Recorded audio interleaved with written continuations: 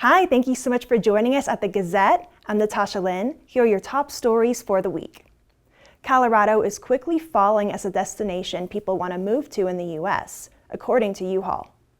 The state slipped down the rankings more than any other state last year. In 2023, it was the company's 9th best growth state.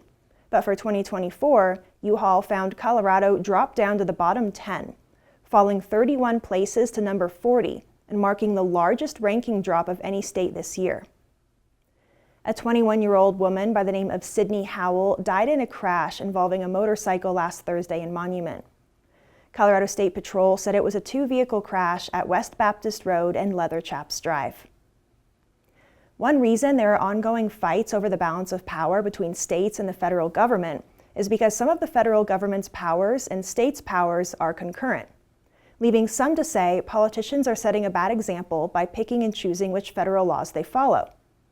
Both the states and federal government have powers to tax, make laws, enforce laws, take land for public use, establish courts, borrow money, and charter banks.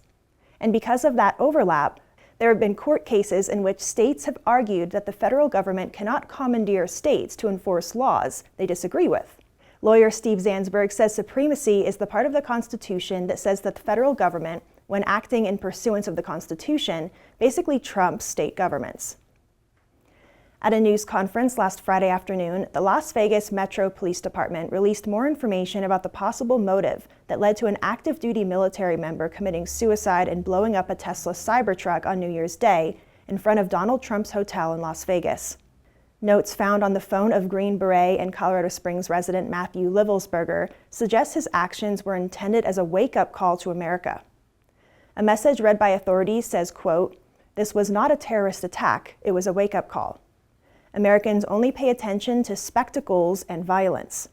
What better way to get my point across than a stunt with fireworks and explosives?" End quote. Livelsberger described the United States as terminally ill and headed towards collapse. According to ABC, Livelsberger was kicked out of the home by his wife around Christmas over allegations of infidelity.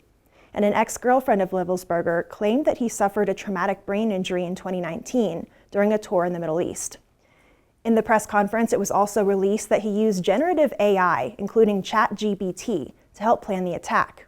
He searched through ChatGPT looking for information on explosive targets, the speed at which certain rounds of ammunition would travel, and whether fireworks were legal in Arizona. A convicted U.S. Capitol breacher from Falcon in the Colorado Springs area plans to deny Trump's pardon if it's offered. Rebecca Lavrens, who was found guilty last year on 4 federal misdemeanor charges related to the U.S. Capitol breach on January 6, 2021, while demonstrators protested the 2020 presidential election results, says she will deny a pardon should President Donald Trump such offer a deal to her. Carmen Kunz opened an elf shop on her property near Florissant 8 years ago, inspired by her sister's elf shop in Chile.